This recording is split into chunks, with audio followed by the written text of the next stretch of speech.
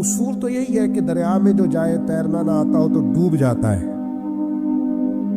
لیکن اگر اللہ چاہے نا حضرت موسیٰ اپنے گھوڑے دریا میں ڈال دے تو وَإِذْ فَرَقْنَا بِكُمُ الْبَحْرَ فَأَنْجَيْنَاكُمْ وَأَغْرَقْنَا آلَ فِرْعَوْنَ، تو اللہ کہتا میں نے دریا پھاڑ کے موسیٰ کے لیے رستہ بنا دیا۔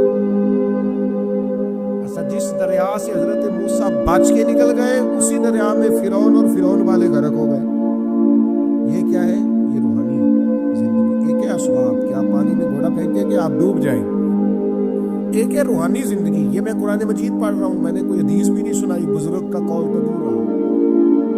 قرآن فرماتا ہے کہ ہم نے فرعون اور فرعون والوں کو اسی دریا میں غرق کیا جس دریا میں ہم نے حضرت موسیٰ کے لیے رستے بنا دیے اور دریا پھاڑ کے رستے بنا دیے۔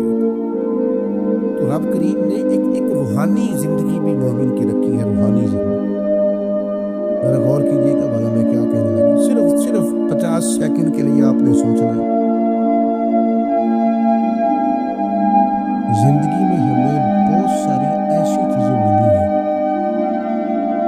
جو ہماری محنت کا نتیجہ نہیں۔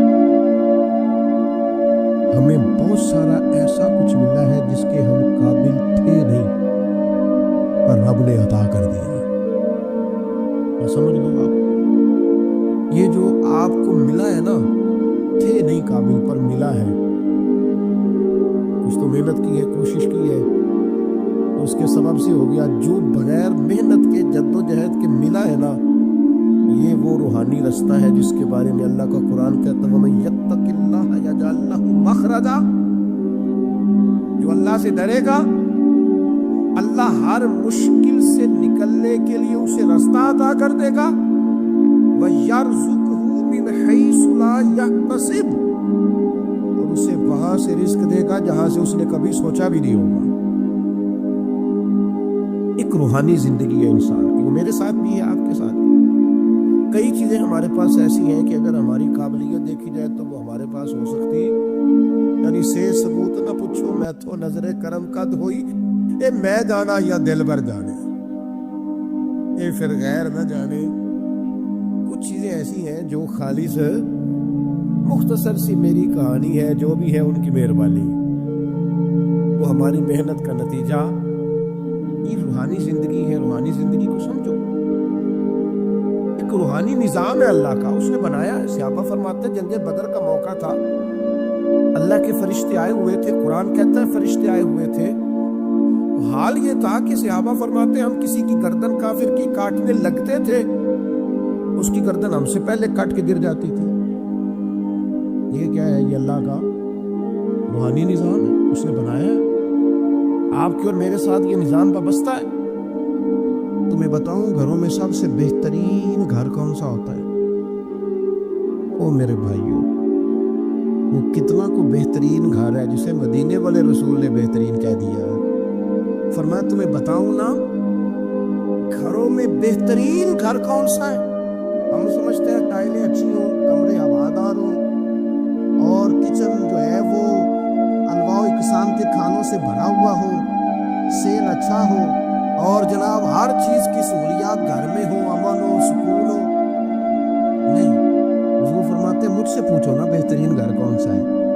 تو یا رسول اللہ بتائیے، سیاستہ میں حدیث ہے، کریم رسول فرمانے لگے گھروں میں بہترین گھر وہ ہے جس میں کوئی یتیم رہتا ہو اور اس کے ساتھ سلوک اچھا کیا جاتا ہو، اچھا سلوک کیا جاتا ہو، یتیم کو رکھا جائے، پھر اس کی پوری نگرانی کی جائے، اسے پورا پیار دیا جائے، اسے پوری محبت دی جائے، یتیم رہتا ہو اور اس کا خیال بھی رکھا جاتا ہو۔ اور میرے نبی کریم صلی اللہ تعالی علیہ وسلم فرمانے لگے تمہیں بتاؤں نا کہ گھروں میں بدترین گھر کون سا ہوتا ہے؟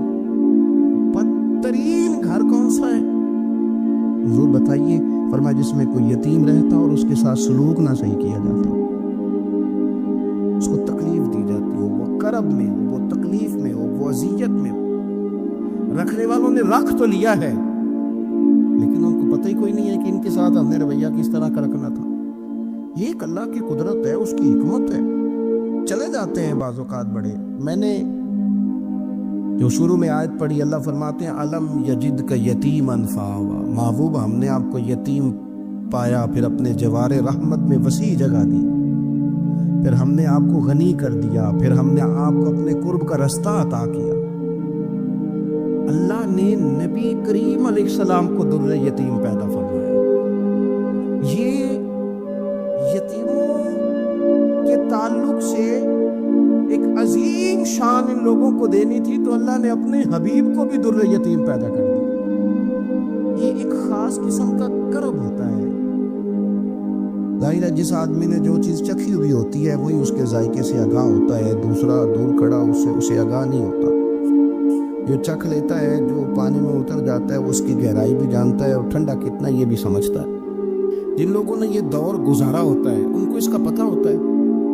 نبی کریم صلی اللہ علیہ وسلم نے یہ وقت بتایا تھا، حضور نے یہ دیکھا تھا۔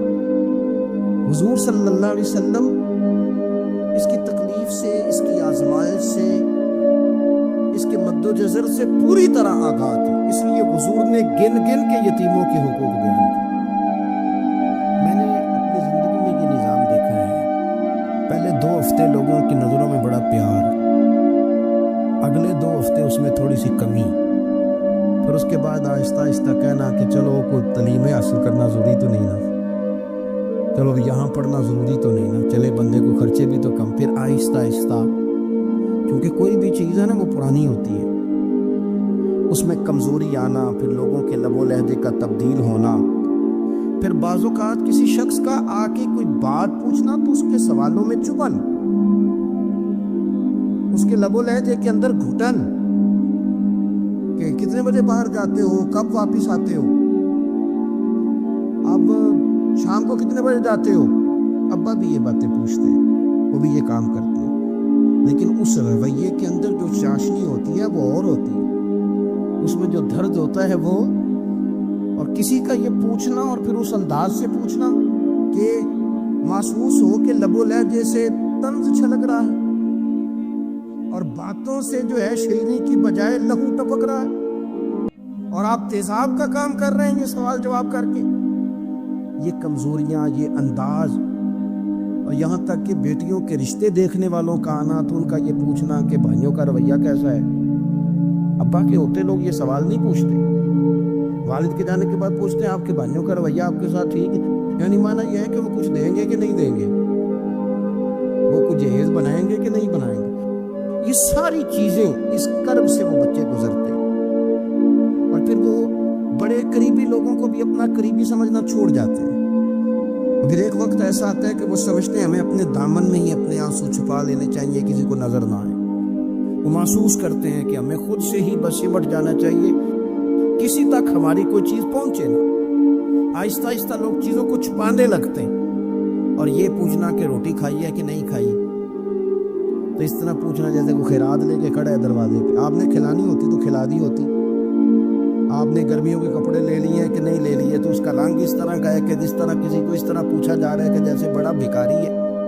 یہ ساری چیزیں ہم اس انداز میں کرتے ہیں کہ وہ جو خوبصورت، میں کہہ چکا ہوں کہ پھر اگر کسی ادارے میں وہ بچے ہیں تو وہاں ان کو دکھایا جاتا ہے کہ اتنے بچے ہیں تو ہمیں فنڈ چاہیے، آپ اچھی نیت سے کر رہے ہوں گے صاحب، لیکن آپ اس کومپل کو بھی تو دیکھیں نا کہ اس نے کھلنا ہے، اس نے پھول بننا ہے، اس نے کس طرح چھاؤں لوگوں کو دینی ہے جب وہ خود مرجھا جائے گا۔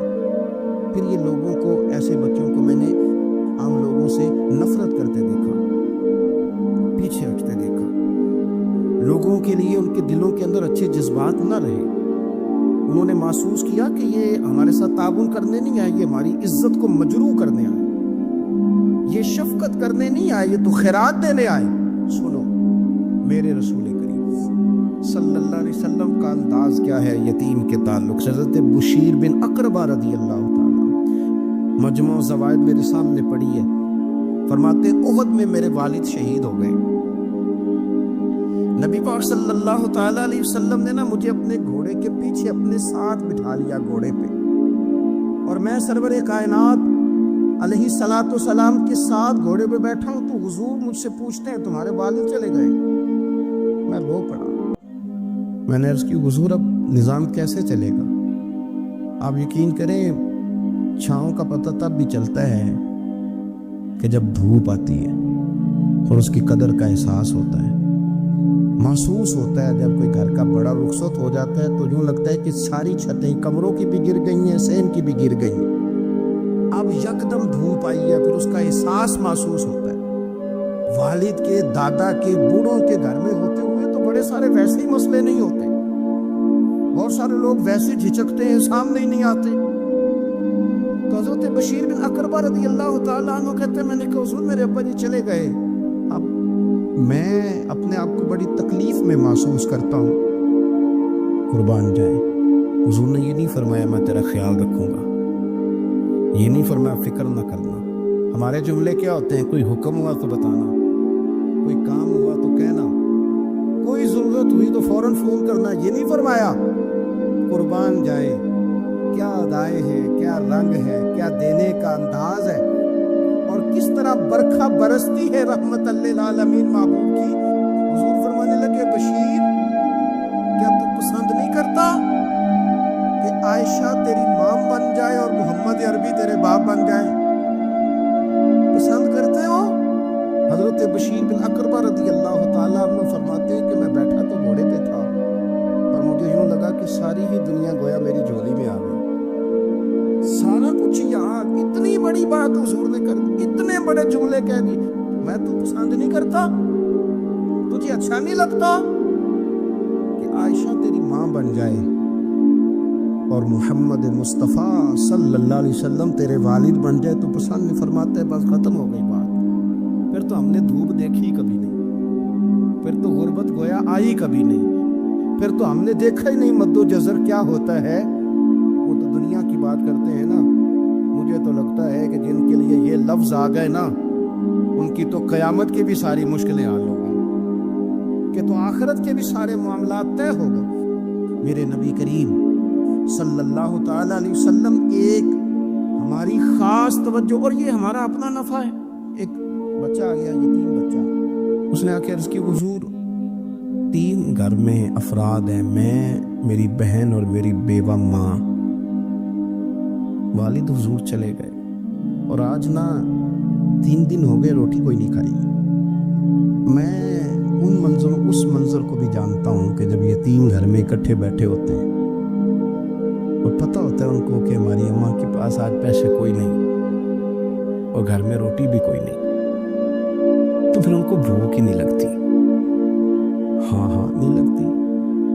अम्मा पूछती है, पुत्र रोटी खानी है? नहीं मेरी तो, मैं तो सवेरे जो खाया था वो हज़म ही नहीं हुआ, मंदी शाही कोई नहीं। ये पर्दे इस तरह करके बचाए जाते हैं, एक दूसरे को तसल्लियाँ देना, एक दूसरे से प्यार का बढ़ जाना, एक दूसरे के लिए जज्बात और तरह के बन जाना, हिकमत इलाही के तकाजे होते। या रसूलल्लाह सल्लल्लाहु ताला अलैहि वसल्लम बेवा माँ है, यतीम बहन है, 3 दिन से खाया कुछ नहीं, कुर्बान जाए वो घर जहाँ से कायनात खाती है सारी। हुजूर ने फरमाया, बिलाल जाके सारी अज़वाज मुतहरात से पूछ घर में क्या है। हज़रत बिलाल कहते हैं, मैं सारे घर ही पूछ आया, टटोल आया, टोटल 21 खजूरें निकली।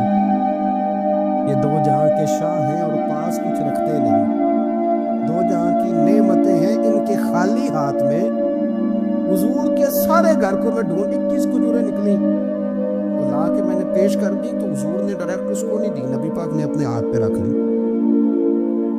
और कहते फिर हुजूर ने ना अपना मुंह मुबारक करीब किया खजूरों के। सहाबा खुद फरमाते हैं कि ये जो हुजूर ने मुंह मुबारक करीब किया ना, तो नबी पाक बरकत की दुआ कर रहे थे। 21 खजूरों पे बरकत की दुआ हुई। हुजूर ने उस बच्चे को बुलाया, थपकी दी, फरमाया ले जा, 7 तेरी बहन की। इन्हें मामूली ना समझना हो तो हज़रत बिलाल कहते हैं, हुजूर 3 भी दे देना कभी तो 30 साल खत्म ही नहीं होती। 30 साल गुजर जाते हैं, निकालते रहो, खाते रहो, खत्म ही नहीं होती। हुजूर ने फरमाया 7 तेरी बहन की, 7 तेरी वालदा की, और 7 हुजूर ने और भी तलकीन फरमाया एक सवेरे खाया करना, एक शाम को खाया करना। ले जा। हजरत सैयदना बिलाल हबशी कहते हैं रज़ी अल्लाह ताला अन्हु के बच्चा लेके जब बाहर निकला तो हजरत सैयदना मुआज़ इब्न जबल दौड़ के गए और जाके बच्चे के सर पे शफकत से हाथ फेरा। کا فکر نہ کرنا، رب کریم تجھے بہترین سرپرست عطا کرے گا۔ پتر پریشان نہ ہونا، اللہ تیری مدد کرے گا۔ صرف حوصلہ دیا، سر پہ دست شفقت پھیرا، بچہ چلا گیا تو حضور نے فرمایا ماں ادھر آؤ نا ذرا۔ یا رسول اللہ حکم ہو۔ فرمایا کس چیز نے تمہیں اٹھایا بچے کے سر پہ ہاتھ رکھنے کے لیے؟ اس نے تمہیں کہا؟ کس چیز نے تمہیں اٹھایا جو تم بچے تک پہنچ گئے؟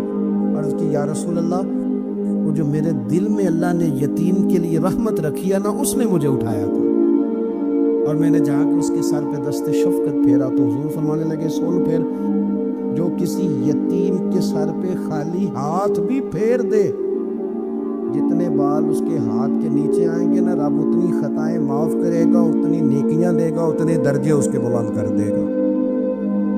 خالی دست شفقت ہی پھیر دے، دینا دلانا تو بعد کی بات ہے، اس کا خیال رکھنا تو۔ یہ جو ہمارے مدارس ہیں نا، ان میں اکثر بچے غریب ہوتے ہیں، لیکن کچھ بچے تگڑے گھروں کے بھی ہوتے ہیں، مالدار گھروں کے بھی ہوتے ہیں۔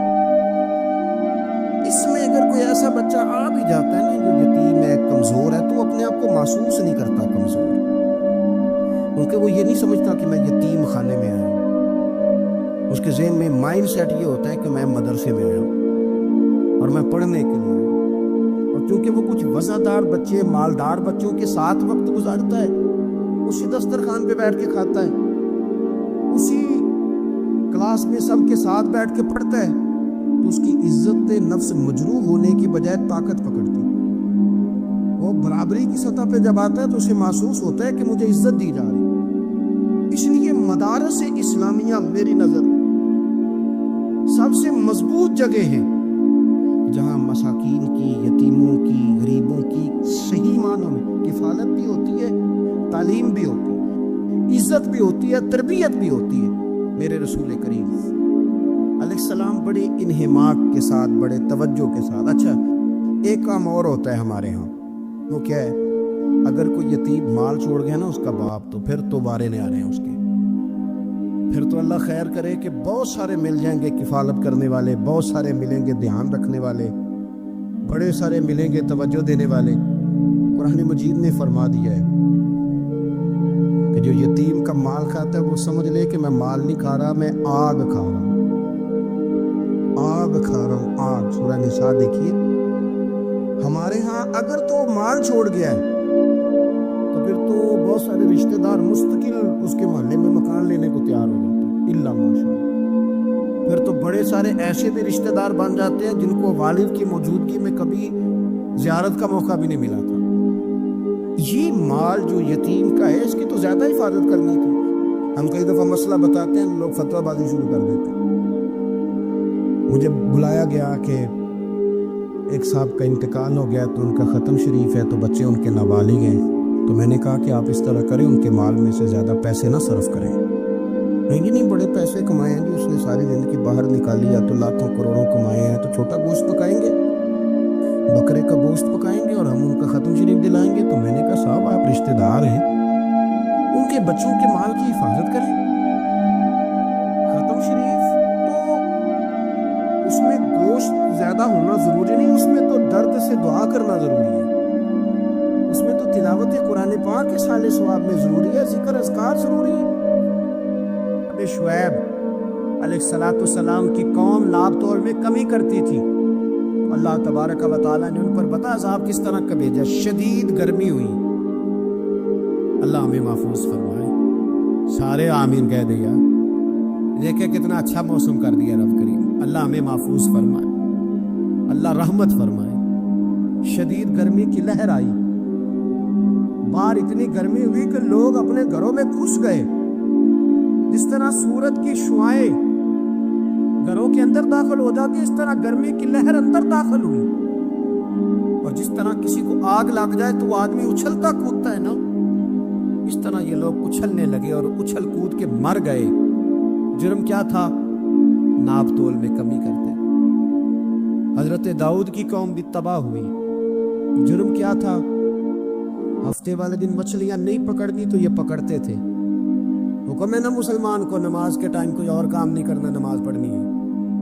میرا خیال ہے مسلمان تو فٹافٹ آ جاتے ہیں، سارے پہنچ جاتے ہیں نا مسجدوں میں۔ हल्का हल्का बोल रहे हैं, हाँ क्यों नहीं पहुंचते? अगर हजरत सैयद, और पता है उन्हें सजा क्या मिली? अल्लाह ने फरमाया इस टाइम इबादत करनी है, काम नहीं करना, वक्त नहीं है काम का। उन्होंने मछलियां पकड़ी, 12,000 लोग थे। पता है मालिक ने सलाह क्या दी? बंदर बना दिया अल्लाह करीम। कुरान मजीद का पहला सुपारा पढ़े, फजअलनाहा नकालन लिमा बैना यदैहा व मा खल्फहा। अल्लाह फरमाते पिछलों के लिए भी इबरत बना दिया, बाद वालों के लिए भी इबरत, निशाने इबरत बना दिया। बंदर बन गए, और जो उनके दोस्त जो बच गए थे उनके पैर चूमते थे, रोते थे। 3 दिन बंदर बन के जिंदा रहे। फिर अल्लाह ने सबको इज्तिमाई मौत दे दी। अगर मुसलमान से अल्लाह कहे कि नमाज के टाइम कारोबार नहीं, जुमे के टाइम कारोबार है, तो मुसलमान कहते हैं नहीं मुझे मोहलत मिली हुई है। ये तो उस वक्त पता चलता है ना जब बच्चे ड्यूटी लगाते, हाँ हाँ हाँ अज़ाब आता है, उस वक्त पता चलता है। मैंने देखा ये मंजर, उस वक्त पता चलता है जब बच्चे किसी मुलाजम 6,000 की ड्यूटी लगाते, कहते हैं अब्बे का ध्यान रखना, हम दुकान पे बैठने लगे। फिर उसे समझ आती है अगर मैं नमाज के टाइम मस्जिद में होता तो आज मेरी औलाद मेरी खिदमत में होती। मैं नमाज के टाइम मस्जिद नहीं गया तो बच्चों ने 6,000 का मुलाजिम बिठाया है, अब्बा जी का ख्याल रख, एक नर्स बुलाई है, तू ख्याल रख। किधर होते हैं मुसलमान नमाज के टाइम? एक ईसाई ने इतराज किया है, सुने, वो कहता है मुझे लगता है मुसलमानों के 3 खुदा हैं। मुसलमान अड़ गया, कहने लगा नहीं हमारा तो एक है। कहा नहीं 3 है।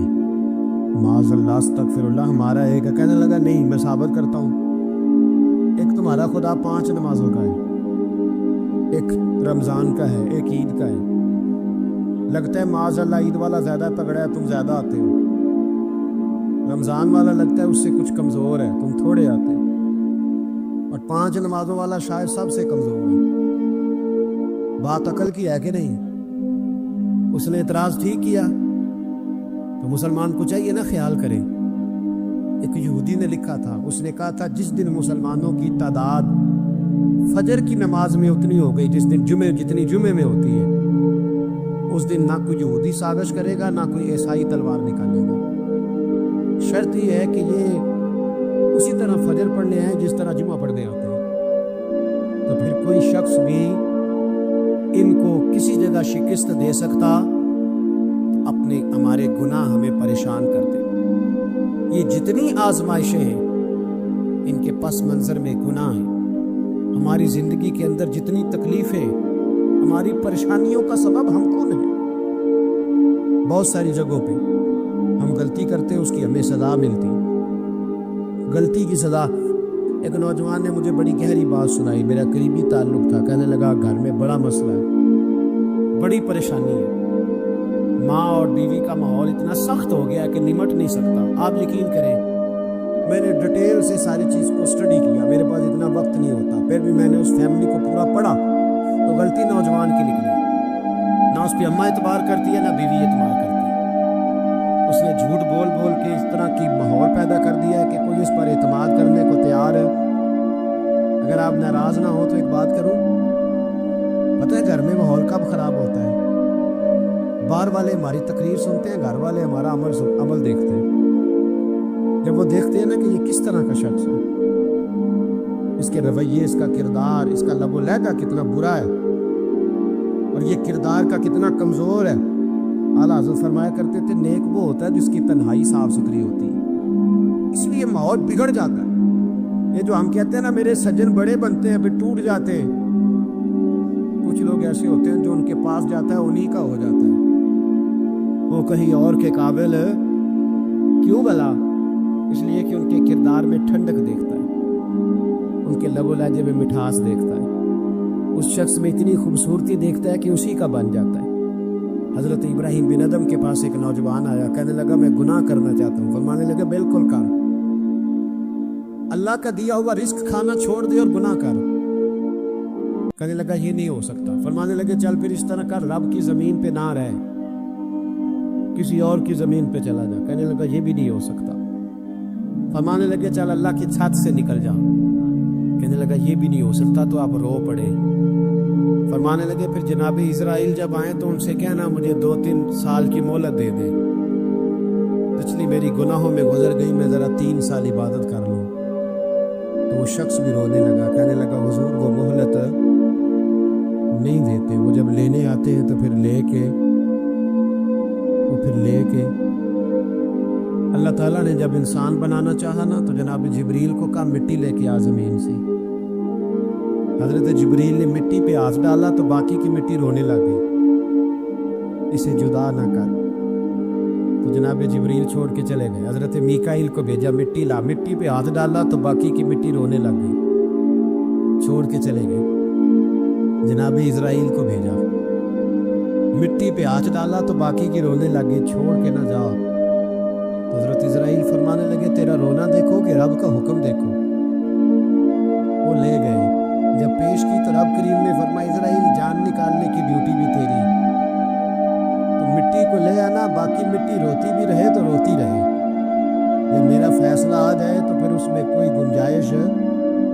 ہم کھاتے بھی اللہ کا ہے، نافرمانی بھی اس کی کرتے، زمین پہ بھی اس کی چلتے ہیں، نافرمانی بھی اس کی کرتے، حکم کسی اور کا مانتے ہیں، چھت پہ رب کریم کی رہتے ہیں، اس طرح نظام نہیں چلتا۔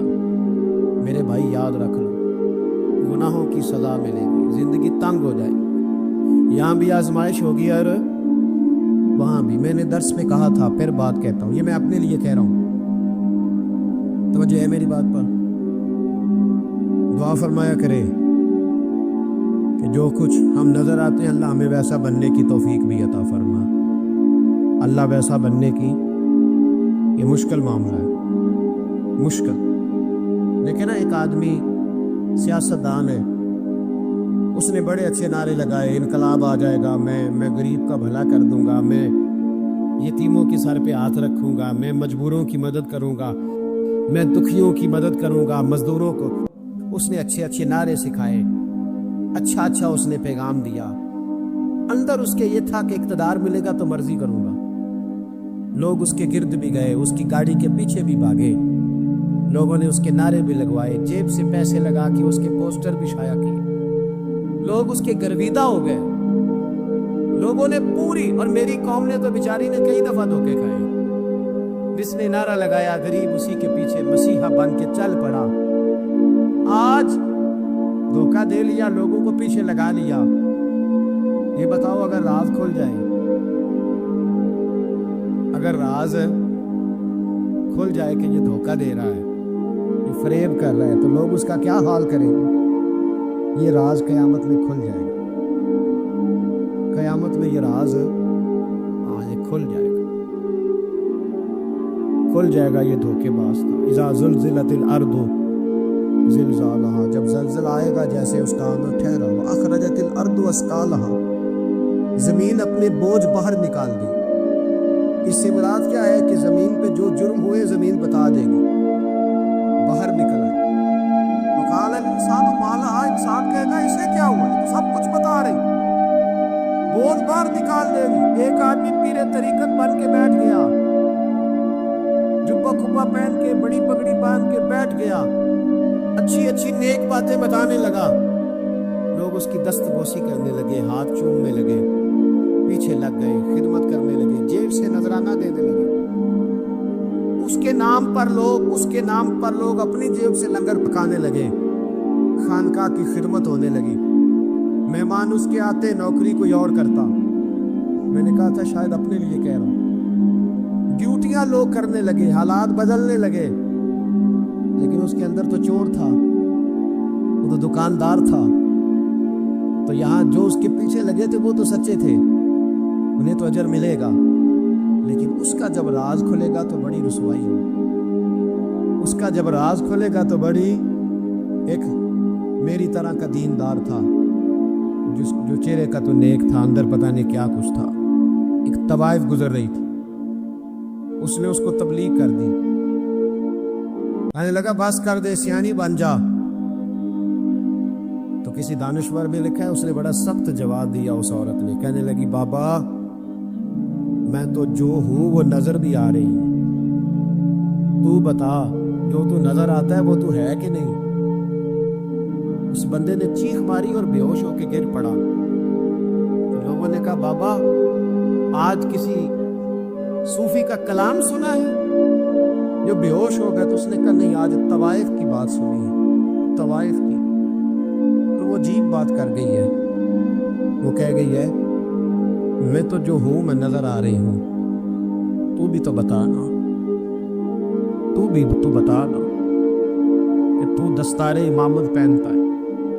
تو بتا تو جو کہلاتا ہے تو وہ ہے کہ نہیں؟ یہ وقال الانسان مالا، یہ راز قیامت میں کھلے گا. ہم جو کچھ بتا رہے ہیں نا اپنی زبانوں سے، ہمیں اپنے گناہوں کا احساس ہونا چاہیے. ایسا نہ ہو کہ جب سزا ملے تو پھر اس طرح کی ملے کہ دوبارہ کسی کو کوئی منہ دکھانے کے قابل نہ رہے. میرے بھائی یاد رکھیں اور سمجھیں، گناہ انسان کی زندگی کو تنگ کرتے ہیں. میرے نبی پاک علیہ الصلوۃ والسلام نے فرمایا جب تو جھوٹ بولتا ہے تو تیرے فرشتے کرامن کاتبین سائڈ پہ ہو کے کھڑے ہو جاتے ہیں. جب تو زنا کرتا ہے تو تیرے اندر سے ایمان نکل جاتا ہے. اور نبی پاک علیہ الصلوۃ والسلام نے فرمایا جب میری قوم میں ناانصافی عام ہو جائے گی تو قتل بھی عام ہو جائے گا. اور سن لو لکھ لینا یہ حدیث دل کی تختی پر. نبی پاک علیہ السلام نے فرمایا جب میری قوم میں بے حیائی اور بدکاری عام ہو جائے گی تو 2 سزائیں اللہ دے گا. ایک تو جوان موتیں آئیں گی، جوان بچے کچھ بھی نہیں دیکھا چلے گا. اور دوسری سزا اللہ یہ دے گا کہ ایسی بیماری آئیں گی جن کا علاج نہیں ملے گا. ایسے امراض ٹوٹ پڑے. اگرچہ میں آپ کو ایسی تقریر بھی سنا سکتا تھا جس پہ آپ بہت زیادہ محظوظ ہوتے، اور میں نے اس جمعے میں ایسا موضوع چنا ہے جس کا ہمیں خاص ضرورت ہے. بھائی دیکھے تو صحیح، کہیں ایسا تو نہیں کہ ہم ان عیبوں میں مبتلا ہیں. میرے نبی کریم علیہ السلام نے فرمایا جب تم نیکی کا حکم دینا اور برائی سے منع کرنا چھوڑ دو گے پھر اللہ تم پر ظالم حکمران مسلط کرے گا. اور اگلے لفظ اس سے بھی زیادہ سخت ہیں. محبوب فرمانے لگے پھر تمہاری نیک لوگ دعائیں بھی کریں گے تو اللہ وقتی طور پر ان کی دعاؤں کو بھی قبول نہیں فرمائے گا. اس لیے کہ تم لوگوں نے نیکی کا حکم دینا اور بھلائی سے روکنا چھوڑ دیا. عزیزو یاد رکھو جب گناہ عام ہوتے تو پھر حالات بدلتے اور لوگوں کو سزا ملتی ہے ان کے گناہوں کی. بلکہ یہاں تک لکھا ہے کہ نیت خراب ہو تو سزا شروع ہو جاتی ہے. کیا خراب ہو؟ بولیے گا. نیت بھی خراب ہو تو سزا. حضرت رومی کہتے ہیں ایک بادشاہ کو پتہ چل گیا کہ ایک آدمی نے بڑا اچھا باغ لگایا ہے، خوبصورت باغ ہے، مالٹے کا کنوں کا باغ، بڑا پیارا. بادشاہ نے کہا ذرا جا کے دیکھتا ہوں. بادشاہ سلامت باغ دیکھنے آئے. اب وہ مزدور آدمی تھا، عام آدمی تھا جس نے باغ لگایا، کسان تھا. اس کو کہا کہ چند کنوں توڑ کے لایا تو بڑے پیارے لگے. ایک دو اور لایا، کھائے، بڑے میٹھے، بڑے پیارے، بڑے توانا، بڑا مزہ آیا. تو بادشاہ کے دل میں خیال آیا کہ اس پہ قبضہ نہ کر لوں باغ پہ. ہمارے یہاں نا کرائے پہ دکان دیتا نا مالک، وہ جب کسی غریب کی چل جاتی ہے کہتا تو خالی کر، میں نے خود ڈالنی ہے. چل گئی نا اس کی. حالانکہ رزق اپنے اپنے نصیب کا ہے، رزق اپنے اپنے نصیب کا ہے. جس کو اللہ تعالیٰ چاہتا ہے عطا کرتا ہے. تو اس کو کہا کہ اور توڑ کے لا. اور دل میں خیال ہے کہ یار اتنا اچھا باغ ہے، قبضہ کر لیتے ہیں. ہماری حکومتیں قبضہ کر لیتی ہے کہ جو چیز اچھی لگ جائے. اب وہ کسان 2-3 کنوں توڑ کے لایا، اس نے کھائے تو کھٹے نکلے، ترش تھے. کہنے لگا تجھے کیا ہو گیا ہے؟ تو بندہ بڑا صاحب دل تھا، کہنے لگا میں تو ٹھیک ہوں، آپ اپنی نیت سے پوچھیں کہیں خراب تو نہیں ہو گئی. تو کنوں میں بھی اس کا اثر آ گیا ہے. اپنی نیت، تو نیتیں بگڑ جائیں نا، نیتیں. اب ایک بات کہنے لگا ہوں، غور سے سننا. جب تک 2 بھائی اکٹھے کاروبار کرتے ہیں، نیت ہوتی ہے کہ ہمارا گھر چلے گا، تب تک اللہ برکت دیتا ہے. اور جب اپنی اپنی جیبیں سمیٹنے لگ جاتے ہیں نا کہ یہ میرا 5,000 ہے، آج میں گیا تھا اگرائی کرنے، یہ میرا 10,000 ہے، آج میں نے محنت زیادہ کی. جب وہ ٹٹولنے لگتے ہیں تو پھر اس دکان سے بھی برکت اٹھ جاتی ہے، پھر وہاں سے بھی برکت چلی جاتی ہے۔ فَإِنَّ لَهُ مَعِيشَةً ضَنْكَ، فرمایا جب تو منہ پھیر لیتا ہے پھر تیری زندگی اللہ تنگ کر دے، پھر وہاں سے بھی برکت، خوبصورتی، اثر اٹھ جاتا ہے۔ ایک سنار نے گلی میں ایک یتیم چھوٹے سے بچے کو گھومتے دیکھا تو سنار بے اولاد تھا، بچے کو اٹھا کے گھر لے آیا، 18 سال اس بچے کی پرورش کی، اس کو پالا پوسا، جوان کیا۔ سنار کے پاس وہ دکان پہ چلا جاتا، وہ کئی دفعہ دکان پہ رہتا، کئی دفعہ گھر میں رہتا۔ ایک دفعہ وہ دکان پہ تھا، بچہ گھر تھا، 18 سال کا جوان، اس کی بیوی اکیلی تھی۔ وہ جس نے ماں بن کے پالا تھا اس نے اسی پہ حملہ کر دیا، اس کا بازو بری نیت سے تھاما، بیوی چیخی۔ تھوڑی دیر گزری تو وہ نوجوان پیروں میں بیٹھ گیا، کہنے لگا اماں پتہ نہیں مجھے کیا ہوا۔ شام کو سنار آیا، بیوی چیخنے لگی، چلانے لگی، کہنے لگی آج عجیب بات ہوئی، جس کو میں نے جگر کا خون دے دے کے پالا اسی نے گندی نظر ڈالی۔ سنار محو حیرت ہے، بیوی کا خیال تھا کہ لاٹھ اٹھائے گا، ڈنڈا اٹھائے گا، نوجوان کو مارے گا، لیکن وہ رونے لگ گیا۔ اس نے کہا آج اس نے میرا بابو تھاما ہے، جانے کیا کیا ہے۔ پریشان ہونے لگ گیا، سجدے میں گر گیا، کہا تو بتاتا کیوں نہیں؟ وہ سنار کہنے لگا اس کی غلطی نہیں، 18 سال کے بعد آج مجھ پر بھی شیطان سوار ہوا تھا۔ ایک عورت آئی تھی، اپنے بازوؤں میں چوڑیاں پہننا چاہتی تھی تو میں نے بھی گندی نظر سے ہاتھ ڈالا تھا، رب کریم نے مجھے فوراً اس کی سزا دی۔ اسرائیل کے جو جرم تھے نا، ان میں ایک جرم قرآن مجید نے ان کا یہ بیان کیا ہے کہ بہت سوال کرتے تھے، بہت بحث کرتے تھے۔ ان کی جن چیزوں کو عبرت بنانے کا اور سبق لینے کا ہمیں کہا گیا ہے، ان میں یہ ہے کہ کثرت اور بے معنی سوال۔ ایک بندہ قتل ہو گیا ہے، حضرت کلیم کی بارگاہ میں وہ آئے ہیں، حضرت کلیم علی نبی نام علیہ الصلوۃ والسلام نے ان سے فرمایا ہے ایک گائے ذبح کرو، مرنے والے کو اس کا کچھ حصہ مارو، مرنے والا اٹھ کے بتا دے گا مجھے کس نے قتل کیا۔ اب انہوں نے پوچھا جی گائے کا رنگ کیسا ہونا چاہیے، عمر کتنی ہونی چاہیے، بوڑھی ہو جوان ہو، اتنے سوال، بے معنی سوال، بے مقصد سوال، بحثیں ہی بحثیں اور الجھاؤ ہی الجھاؤ۔ اور زندگی کے اندر یعنی زمانہ بیت گیا یہ پوچھتے ہوئے کہ جناب عیسیٰ علیہ السلام کی نانی کا نام کیا ہے، حضرت موسیٰ کی والدہ کا نام کیا ہے، یہاں تک کہ ایک صاحب یہ پوچھنے آ گئے کہ بتایا جا سکتا ہے کہ معراج کی رات جو براق گیا تھا اس کا رنگ کیا ہے۔ خدا کے بندو، یہ سوالات آپ کی ضروریات کے سوال ہیں، عجیب نوعیت کے سوال ہیں۔ اور پھر یہ بحثیں جو لوگ چھیڑتے ہیں ان کو لوگ بڑا عظیم آدمی سمجھتے ہیں کہ دیکھو یہ بڑی خاص بات نکال کے لایا ہے۔ اور میں نے یہ داستان سرائی کے منظر حرم شریف میں دیکھے، یہ ایسی بات کو روایت کر دیا جاتا ہے چند پیسے کمانے کے لیے کہ میں زیارتیں کراتا ہوں، وہ ایسی ایسی زیارت بیان کر دیتے ہیں جس کا تصور ہی نہیں ہے سرے سے۔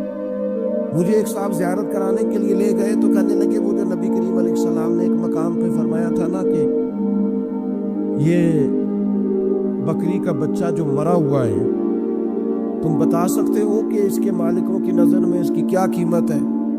تو صحابہ نے کہا کوئی قیمت ہوتی تو یہاں پھینک دیتے، کوئی قیمت نہیں۔ کہنے لگے وہ جو حدیث اور وہ جو واقعہ ہوا تھا جہاں سرکار نے یہ بیان کیا تھا وہ یہ جگہ تھی، اس کی زیارت کر لے۔ تو میں نے ان سے پوچھا آپ کو کیسے پتا یہ جگہ تھی؟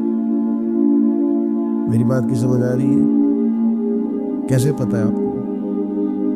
کتاب میں بخاری میں حدیث موجود ہے لیکن وہاں تو کوئی تعین نہیں ہے کہ وہ خاص، یہ بعض اوقات یہ ہوتا ہے کہ سرکار فلاں محلے سے گزر رہے تھے لیکن بعین ہی آپ نے تعین کر دیا اور تبدیلی یہ وقت کے ساتھ جگہ بدل گئی، حالات بدل گئے، کہیں خالی زمین پر مکانات آپ نے تعین کیوں کر کے کیا؟ کس وجہ سے کیا؟ ایک نئی بات جڑنے کے لیے؟ اسلام دنیا میں صرف بحث کرنے کے لیے آیا ہے؟ آپ روز ایک نئی بحث کریں گے، روز ایک نئی کہانی بنائیں گے، روز ایک آپ عنوان بنائیں گے جس پر مجادلہ ہو، مکالمہ ہو، مناظرہ ہو۔ دین کے اخلاقی پہلو اور جو عمل کے لیے دین دنیا میں آیا تھا اس پر عمل کب کرنا؟ فضول قسم کی ابحاث میں وقت ضائع ہوتا ہے اور ہم بڑے مزہ لے لے کے لطف لے لے کے ان چیزوں کو سنتے ہیں، غور کرتے ہیں۔ عزیز بھائی سنو اللہ کے حبیب نے کیا فرمایا۔ حضور فرمانے لگے خوبصورت مسلمان وہ ہے جو بے مقصد باتوں کو چھوڑ دے، لا یعنی اور بے مقصد چیزوں کو چھوڑ دے، با مقصد معنی خیز جو اس کی ضرورت کا کام ہے وہ ضرورت کی حد تک اپنے آپ کو وقف رکھے، اور پھر دوسرا ہم ایک اور کام کے اندر بہت زیادہ شوق رکھتے ہیں، میری ذمہ داری جو ہے میں وہ کام ٹھیک نہیں کرتا لیکن مجھے دوسرے کے کام میں مداخلت کرنے کا بڑا شوق ہے، بجائے اس کے کہ میں اپنا خیال رکھوں کہ جو اللہ تعالیٰ نے میرے اوپر ذمہ داری ڈالی ہے وہ میں کس طرح سے سر انجام دے رہا ہوں، میں دوسروں کا خیال رکھتا ہوں۔ ہمارے استاد صاحب مختلف اساتذہ کی میٹنگ کرتے تو ایک جملہ ان کا مجھے بڑا یاد رہ گیا، وہ کہنے لگے مہربانی کیجیے گا اپنی اپنی کلاس کا خیال رکھیے، دوسروں کی کلاسوں کا خیال ہے وہ ان کی ذمہ داری ہے، ان کی ثواب دید ہے جو استاد اس کلاس کو پڑھاتے ہیں، اپنی ذمہ داری اپنی ڈیوٹی۔ میں آپ سے عرض کرتا ہوں اگر ہمارے ہاں مزاج مداخلت کا نہ ہوتا، ہمارے ہاں اپنی ڈیوٹیاں اپنے حساب میں اپنے دائرہ کار میں رہ کے کرنے کا مزاج ہوتا، بہت سارے کام صحیح ہو رہے ہوتے، لیکن جہاں ہر شخص کو اجازت ہے وہ ہر کام کرتا ہے۔ آپ بیمار ہو جائیں لوگ تیمارداری کرنے آئیں گے، جتنے لوگ پتہ لینے آئیں گے سارے ایک ایک نسخہ بھی بتا کے جائیں گے، یہ کھا لیں اس سے مجھے فائدہ ہوا تھا۔ حالانکہ آپ کسی اسپیشلسٹ ڈاکٹر کے پاس جاتے ہیں، آپ کہتے ہیں میں بیمار ہوں،